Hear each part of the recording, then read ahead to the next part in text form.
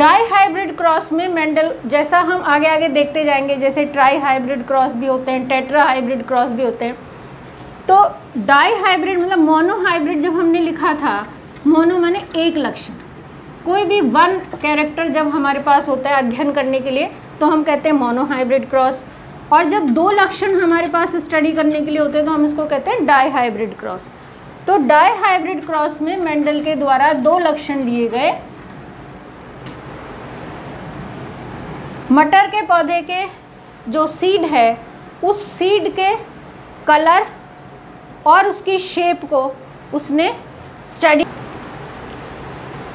तो जो mono die hybrid cross है उसमें दो लक्षणों को लिया जाता है। तो जो मेंडल के द्वारा जो दो लक्षण लिए गए वो मैं जैसे बताया कि सीड का जो कलर है और जो सीड की जो शेप है वो ली गई।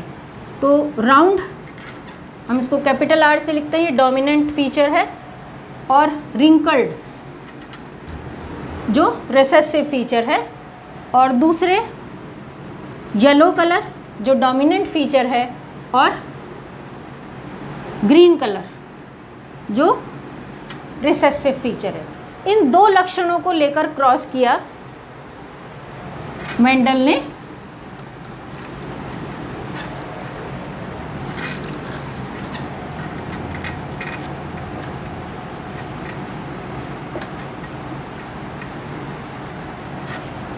तो जो क्रॉस हम शुरू करते हैं तो हम हमेशा प्योर लेते हैं, तो उसने भी प्योर रेड और pure yellow, pure green, pure wrinkled और प्योर ग्रीन, ऐसे सीड्स को, ये लक्षण, ये कॉन्ट्रास्टिंग कैरेक्टर्स दो लिए उसने डाई हाइब्रिड क्रॉस के लिए। ये पेरेंटल जनरेशन है उसकी। इससे जो हमें गैमेट मिलेंगे, तो इससे जो हमें गैमेट मिलेंगे उसमें कलर के लिए, उसकी शेप के लिए कैपिटल आर होगा राउंड, और कलर के लिए वाई मिलेगा हमें, और दोनों इसी प्रकार के होंगे सेम। हम इनको ऐसे भी लिख सकते हैं, और क्योंकि दोनों सेम है तो हम सिंगल भी लिख सकते हैं। एक ही प्रकार के गैमेट मिलेंगे। यहाँ अगर हम देखेंगे तो हमें रिंकल्ड और ग्रीन ये गैमेट मिलेंगे। इनके बीच में जो क्रॉस कराया जाएगा तो जो F1 जनरेशन हमें मिलेगी वो हमें मिलेगी R, इसकी शेप के लिए राउंड यहाँ से, और दूसरा जो होमोजाइगस क्रोमोसोम वो मिलेगा वो रिंकल्ड फीचर वाला होगा। यहाँ जो कलर है, कलर के लिए जो एक एलील हमें मिलेगा वो इससे मिलेगा, वो येलो कलर का, और दूसरा एलील यहाँ से मिलेगा ग्रीन कलर का, और ये हमारी F1 जनरेशन का जीनोटाइप होगा। और गैमेट जायगोट हमें इस तरह का मिलेगा। यहाँ पर जो लक्षण है, जो फिनोटाइप, जीनोटाइप तो जो जीन के आधार पर हम संरचना देखते हैं, फिनोटाइप जो लक्षण हमें नज़र आता है। तो जो फिनोटाइप यहाँ हमें मिलेगा वो क्या है? राउंड और येलो।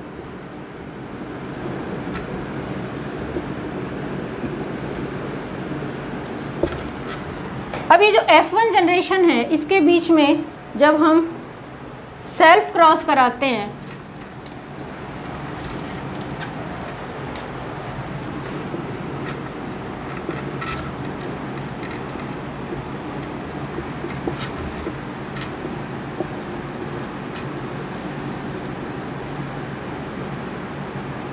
ये सेल्फ क्रॉस F1 जनरेशन के बीच, इसमें F1 जनरेशन में, तो यहाँ हमें जो जायगोट मिलेंगे वो कैसे मिलेंगे? ये जो एक एलील है एक लक्षण के लिए राउंड, इस राउंड के साथ में येलो कलर आ सकता है, ये एक गैमेट बनेगा। इस राउंड के साथ में ग्रीन कलर आ सकता है, ये दूसरा गैमेट बनेगा। फिर इसी तरह से रिंकल्ड के साथ में येलो कलर हो सकता है, ये एक गैमेट बनेगा, और इसके साथ में ये ग्रीन कलर हो सकता है, ये एक गैमेट बनेगा। तो round yellow, round green wrinkled yellow और रिंकल्ड ग्रीन, इस तरह का कॉम्बिनेशन हमें मिल सकता है। अब ये दोनों जीन हैं, ये अलग जीन है, ये अलग जीन के दो रूप हैं। इसी तरह ये अलग जीन है, ये अलग जीन के दो रूप हैं।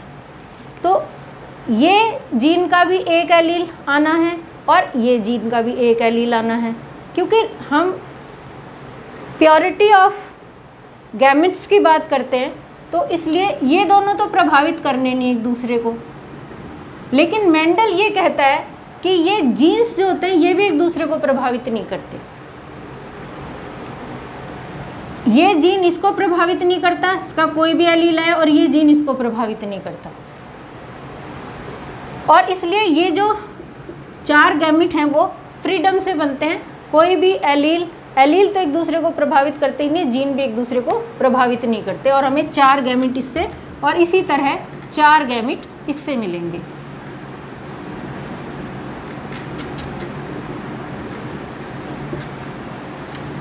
अब जब हम इनको क्रॉस कराएं,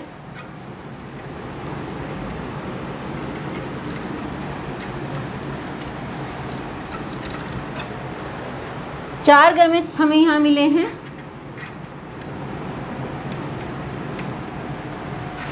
थोड़ा सा अलग लिखो।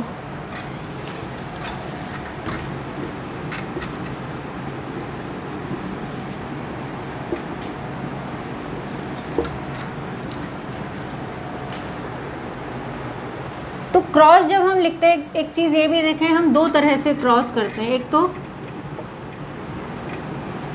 फॉग्ड लाइन होते हैं और दूसरे होते हैं चेकर बोर्ड।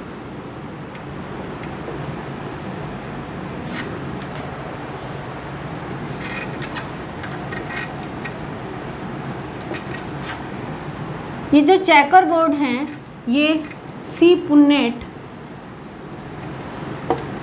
के नाम के आधार पर हम इनको पुन्नेट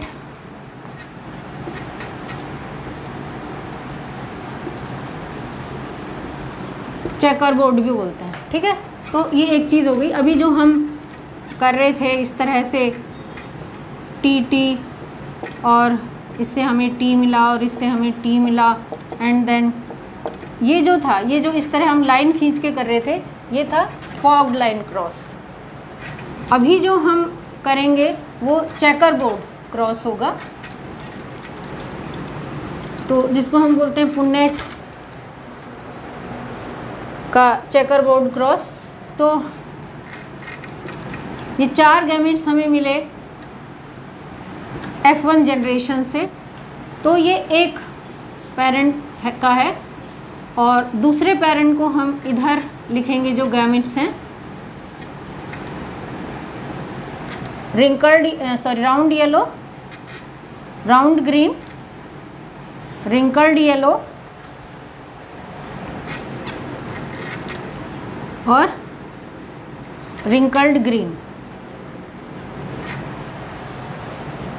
सपोज ये फादर से गैमेट हमें मिल रहे हैं और ये मदर से हमें गैमेट मिल रहे हैं, तो जितने भी गैमेट हमें इसमें 4 तरह के गैमेट्स यहाँ से, 4 तरह के गैमेट्स यहाँ से मिलते हैं। तो क्योंकि गैमेट्स कतई प्योर होते हैं, बिल्कुल फ्री होते हैं, एक दूसरे से किसी तरह से प्रभावित नहीं करते एक दूसरे को, तो हर गैमेट जिसमें 4 हैं, इन चारों में से प्रत्येक ईच गैमेट बिल्कुल फ्री है कि वो इन चारों में से जो दूसरे पेरेंट्स से हमें गैमेट मिल रहे हैं उनमें से किसी के साथ भी कंबाइंड हो सकता है।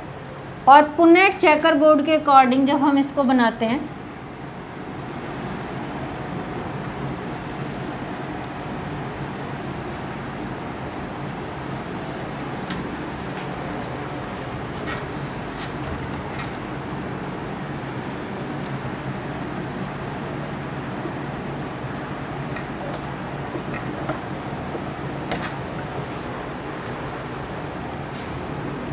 तो ये गैमेट इन चारों के साथ फ्री है कॉम्बिनेशन के लिए, तो हमें मिलेगा RR, capital RR, capital Y, इससे हमें मिलेगा कैपिटल R, फिर इससे भी कैपिटल R, फिर capital Y, small y, then capital R, small r, capital Y, capital Y, capital R, small R, capital Y, small Y.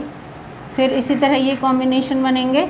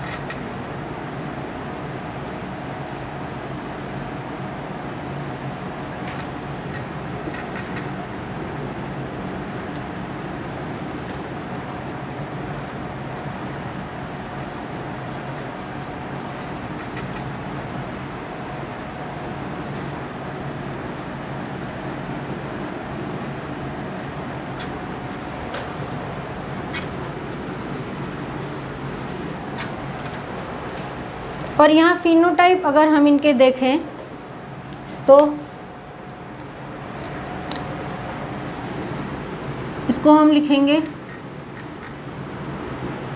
Round yellow, round yellow, round yellow,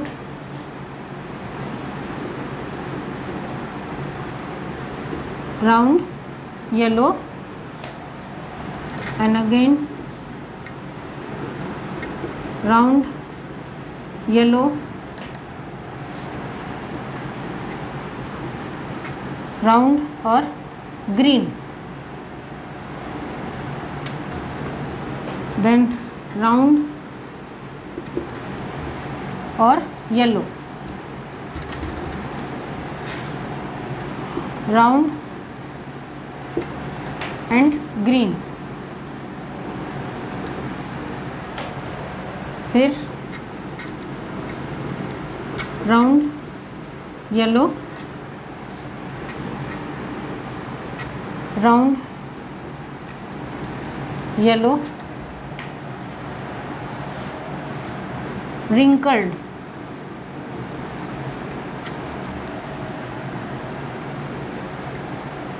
yellow और again wrinkled yellow,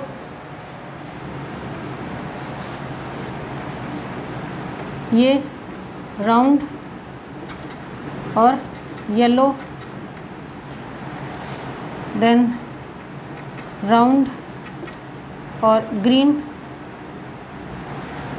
ये wrinkled और yellow और ये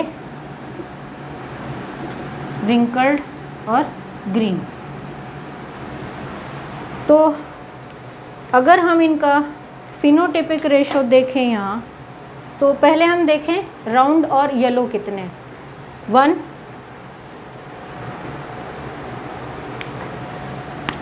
ये 1 round yellow, 2, 3, 4, 5, 6, 7, 8 और एक ये 9। फिर हम देखें राउंड ग्रीन, 1, 2 और 3,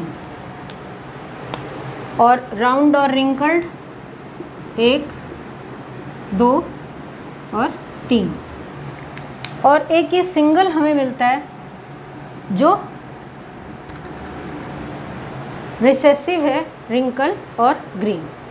तो जो फिनोटाइपिक रेशो हमें मिलता है यहाँ पर, वो मिलता है 9:3:3 अनुपात 1। 9 हमें मिलते हैं डोमिनेंट, और डोमिनेंट फीचर यहाँ पर क्या है, राउंड और येलो। ये क्या मिलते हैं 9। 3 हमें वो मिलते हैं जिनमें एक डोमिनेंट और एक रिसेसिव फीचर होता है। तो 3 हमें मिलेंगे राउंड ग्रीन, जिसमें एक डोमिनेंट फीचर है और एक रिसेसिव फीचर है, और 3 हमें मिलेंगे यहाँ पर रिंकल्ड और येलो।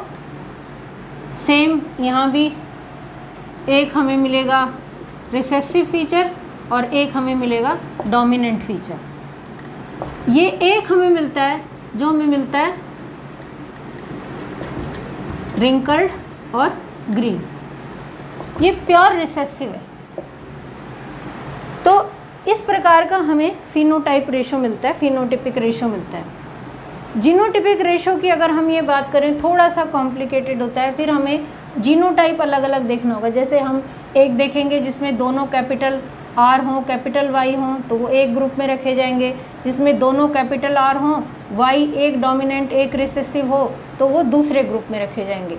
फिर जिसमें कैपिटल आर और स्मॉल आर हो, वाई दोनों डोमिनेंट हो, वो तीसरे ग्रुप में रखे जाएंगे। तो फिर हम जीनोटाइप का यानी दोनों एलील हैं उनका स्वरूप देखेंगे और उसके आधार पर इनका रेशो देखेंगे। ये हुआ डाई हाइब्रिड क्रॉस और उसका रेशो क्या आता है। इसके आधार पर जो मेंडल ने हमें लॉ दिया वो लॉ था law of independent assortment.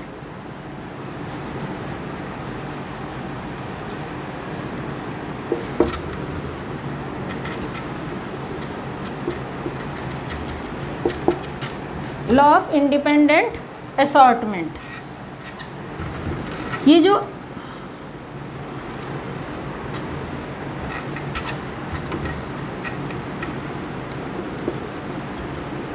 Law of independent assortment या हम जिसको कहते हैं स्वतंत्र अपविभन का नियम। तो लॉ ऑफ इंडिपेंडेंट असॉर्टमेंट के अकॉर्डिंग जो जीन्स हैं वो फ्री हैं एक दूसरे से, वो एक दूसरे को प्रभावित नहीं करते। अब एक तो है लॉ ऑफ सेग्रीगेशन जो इसका सेकेंड लॉ है, और एक है लॉ ऑफ इंडिपेंडेंट असॉर्टमेंट जो इसका थर्ड लॉ है। जो लॉ ऑफ सेग्रीगेशन है उसमें ये बात करता है एक ही जीन के जो दोनों रूप हैं जिनको हम एलील्स कहते हैं कि वो एक दूसरे को प्रभावित नहीं करते और वो एक जनरेशन से दूसरी जनरेशन में जाने के लिए कतई स्वतंत्र होते हैं। जो थर्ड लॉ है जिसको हम कहते हैं लॉ ऑफ इंडिपेंडेंट असॉर्टमेंट, उसमें ये दो अलग अलग लक्षणों के लिए जो जीन्स हैं उनकी फ्रीडम की बात करता है कि वो एक दूसरे को प्रभावित नहीं करते। जो मेंडल का फर्स्ट लॉ है लॉ ऑफ डोमिनेंस, उसके अभी बहुत सारे डेविएशंस हैं, जैसे को डोमिनेंस है।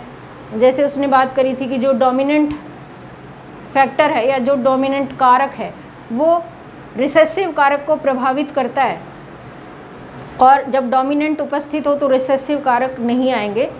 लेकिन अब हम सब जानते हैं कि एक साथ दो लक्षणों के संयुक्त रूप से लक्षण या उनका कॉम्बिनेशन भी हम देखते हैं। जब हम बात करते हैं को डोमिनेंस की, इनकम्प्लीट डोमिनेंस भी होता है जब दोनों बराबर हिस्सेदार होते हैं, और एक तीसरे तरह का लक्षण जो उनके मीडिएटर होता है, उनका मीडिएट लक्षण होता है, वो उभर कर सामने आता है। ये डेविएशंस हैं फर्स्ट लॉ के जो हम आगे स्टडी करेंगे। Then second law of segregation जो प्योरिटी ऑफ गैमेट्स का लॉ है, इसका कोई डेविएशन नहीं है और ये बिल्कुल सही एज इट इज उसी रूप में है जैसा मेंडल ने दिया। थर्ड लॉ है जो लॉ ऑफ इंडिपेंडेंट असॉर्टमेंट की हम बात करते हैं और हम कहते हैं कि अकॉर्डिंग टू मेंडल की दोनों जो जीन्स आ रहे हैं उन जीन्स में, जैसे हमने दो जीन्स की बात करी थी, जो शेप था सीड का और जो उसका कलर था, वो येलो हो सकता है और वो ग्रीन हो सकता है, वो राउंड हो सकता है, वो रिंकल्ड हो सकता है। ये दोनों जीन बिल्कुल अलग अलग हैं और ये दोनों जीन के दो दो एलील हैं तो 4 एलील हो गए। तो एलील तो फ्री हैं ही, ये हम लॉ ऑफ सेग्रीगेशन में देख चुके हैं। और अकॉर्डिंग टू मेंडल वो ये कहता है कि दोनों जो जीन हैं ये भी बिल्कुल फ्री हैं एक दूसरे को। लेकिन अब हम जानते हैं कि जो दो जीन होते हैं वो दो जीन होमोलोगस पेयर्स के ऊपर अगर ये दोनों होमोलोगस पेयर्स के ऊपर अलग अलग, जैसे ये एक ही जीन ये है और एक जो दूसरा जीन है वो किसी दूसरे पेयर पर है। जैसे मैंने ये देखा कि जो राउंड है वो राउंड इस एक होमोलोगस पेयर के ऊपर है, ये इसका लोकस है, ये राउंड और रिंकल्ड है। दूसरा जो जीन उसने लिया वो दूसरे होमोलोगस पेयर पर था जो कलर के लिए लिया। मान लो सपोज ये येलो है और ये ग्रीन है, तो ये एक दूसरे को क्यों प्रभावित नहीं कर रहे थे? क्योंकि मेंडल ने जो डाईहाइब्रिड क्रॉस के लिए जो जीन्स के जो लक्षण लिए वो दोनों अलग अलग होमोलोगस पेयर पर थे, तो वो एक दूसरे को प्रभावित नहीं कर रहे थे। लेकिन अब हम ये जानते हैं कि अगर सपोज यही लक्षण अगर एक ही होमोलोगस पेयर पर अलग अलग लोकस पर होते, जैसे ये राउंड और रिंकल्ड के लिए और ये येलो और ग्रीन के लिए, मतलब ये कलर के लिए और इसकी शेप के लिए, अगर ये एक ही होमोलोगस पेयर पर दोनों जीन होते तो ये एक दूसरे को प्रभावित करते। क्यों? क्योंकि लिंकेज या सहलग्नता जो उस समय नोन नहीं था वो अब हम जानते हैं कि एक ही क्रोमोसोम के ऊपर जो जीन होते हैं उनकी टेंडेंसी होती है कि वो अगले जनरेशन में जब जाते हैं तो वो कोई भी चेंज नहीं चाहते, वहाँ रिकॉम्बिनेशंस नहीं बनते और वो उसी रूप में जाना चाहते हैं जैसे जाते हैं। तो सहलग्नता डेविएशन है, विचलन है लॉ ऑफ इंडिपेंडेंट असॉर्टमेंट का जो मेंडल ने हमें दिया था। तो आज हम इतना ही देखेंगे।